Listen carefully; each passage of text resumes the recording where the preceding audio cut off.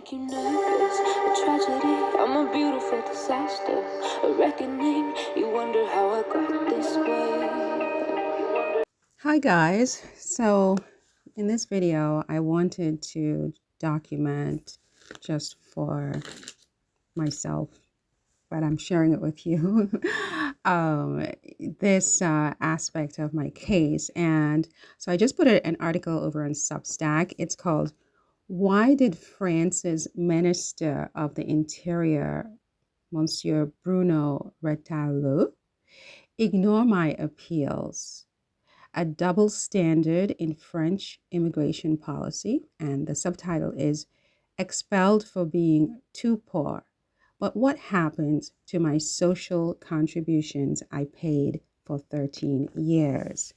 So I just wanted to read a part of the article to you guys because I'm sure most of you won't go over to my Substack. But if you do want to go over to my Substack, click on post, the post section of my channel, and there's a direct link over to my Substack and the article. So anyway, so I wrote, "Over the past 4 months, I have sent multiple certified letters to France's Minister of the Interior, Monsieur Bruno Retailleau, pleading for urgent intervention in my immigration case.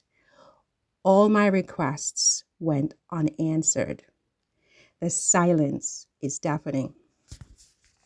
Why would the Minister of the Interior, who supervises all the prefectures in Ile-de-France, fail to respond to an urgent request from a legal resident of 13 years facing deportation?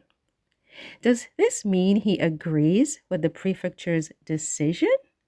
Or is it a reflection of deeper contradictions in France's immigration system, where undocumented migrants may have better chances of regularization than a legal resident with long-standing family ties? This article examines the troubling double standard in France's immigration policies, where financial precarity is weaponized against some, while others are granted paths to residency despite similar or even more precarious circumstances. Part 1. Undocumented migrants in France can be regularized. That means they can get their papers.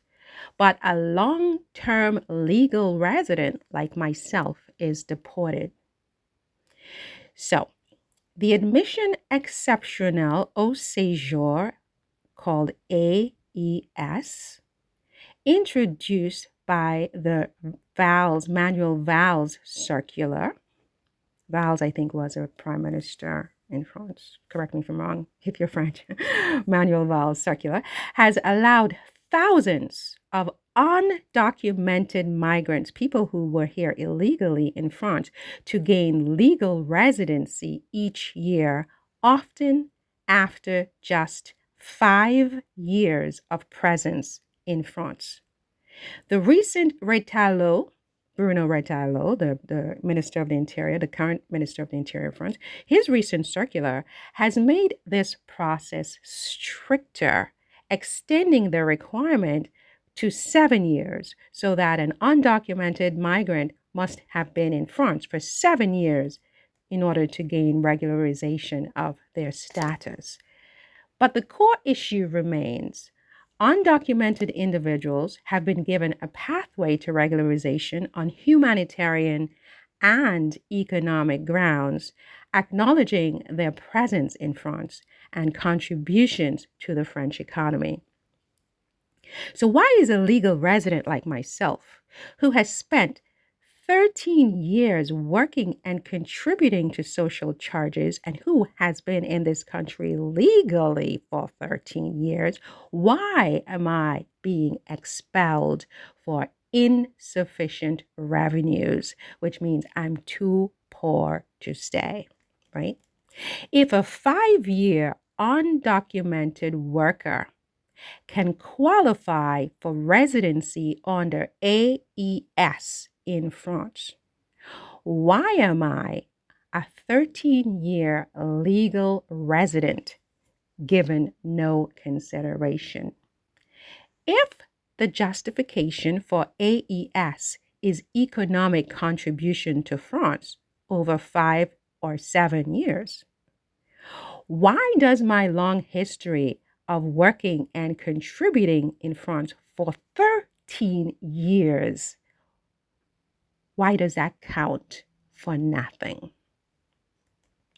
The discretionary power of prefectures in France, such as the prefecture of Boulogne, has created an incoherent immigration policy in this country where an undocumented migrant worker may fare better before the courts than a long-term resident, a legal resident like myself, simply because different rules apply.